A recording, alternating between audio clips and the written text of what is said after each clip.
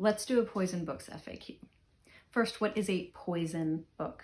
This refers to primarily books that have arsenic in them. Arsenic was used to decorate books, and particularly their bindings, because it had this amazing green hue, sort of a bright emerald green shade, and it was particularly popular in the 19th century. Is every green book arsenical? No, it is only specific shades of green. So how do you tell if you have an arsenical book? Well, there are resources for this. The Poison Book Project is a joint initiative between the University of Delaware and the Winterthur Museum and Library, and they have provided a few different ways that you can identify arsenical books. First, they have a great bookmark that has swatches on it that you can color compare to see if you have that particular shade of green that means arsenic was used. Second, they have a searchable database of known books with arsenic, so you can search and see if your book matches the one that's listed in the database.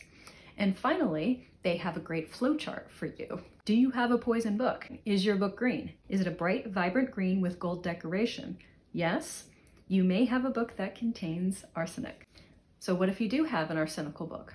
First, this is one of the rare occasions in which you actually do want to use gloves when handling books. For the most part, with gloves, you lose your tactile sensibility. You're much more likely to tear a page or drop a book. And as long as you're using clean, dry hands, that is much more minimal potential damage than the potential damage of handling things with gloves.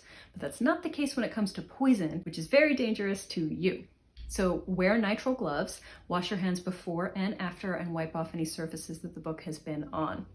Also, don't eat while handling arsenical books. Don't rub your eyes, the kind of things that you would not do if you were sick, for example, or wanted to avoid getting sick. Store suspected arsenical books away from other books. Isolate them. You don't want them near your other books. You can put them in a plastic bag or an archival box, but you want them away.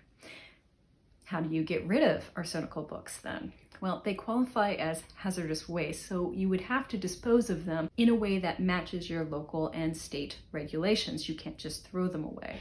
You can also donate them, because if you contact the Poison Book Project, they can hook you up with institutions, and you can donate them to institutions that can take particular care of these arsenical books. Visit the Poison Book Project for more, and in the meantime, don't lick any of your books.